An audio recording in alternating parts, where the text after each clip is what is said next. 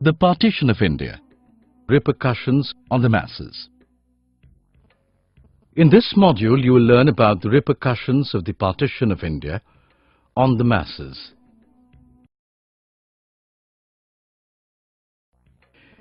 The partition was a horrifying experience for the masses.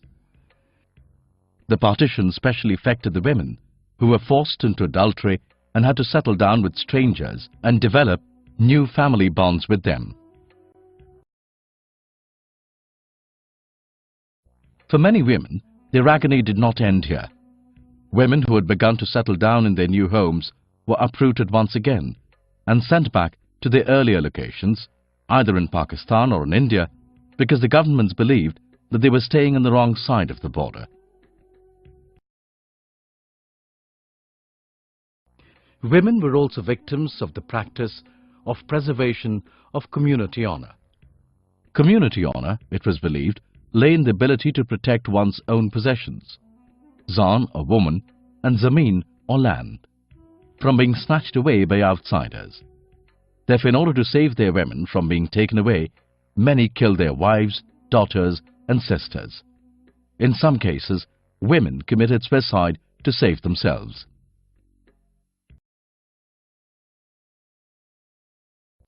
Urvashi Butalia, in her book Other Side of Silence, narrates an incident from which we learn of the tragedy of women in the village of Thau Khalsa, Rawalpindi district. At this place, 90 Sikh women ended their lives by jumping into a well to avoid falling to enemy hands. The refugees from this village living in Delhi still commemorate 13th March as the day of martyrdom.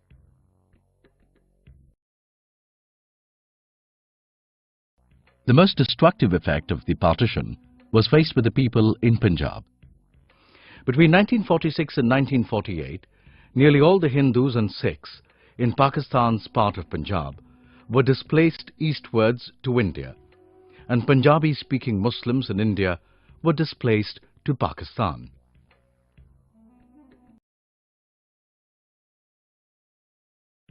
Throughout the 1950s and the early 1960s, many Muslim families from Uttar Pradesh, Bihar, Madhya Pradesh and Andhra Pradesh continued to migrate to Pakistan.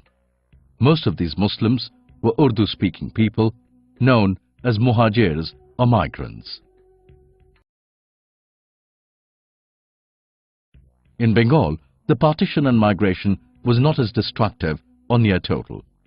Many Bengali Hindus remained in East Pakistan, while many Bengali Muslims continued to live in West Bengal. The reconstruction of the history of the partition is based upon oral testimonies, memoirs, diaries, family histories, and first-hand written accounts. These materials provide insights to the trials and tribulations of the common people. For them, the partition was not merely a geographical divide. The government documents are of little help in reconstructing the repercussions, as they have just recorded the larger picture. These documents do not record incidences and experiences of the common people. The lack of concrete information has been of no help to the historians. The historians are skeptical about the authenticity of the oral testimonies. According to them, unique personal experiences are hard to generalize. Personal experiences are not enough to reconstruct history authentically.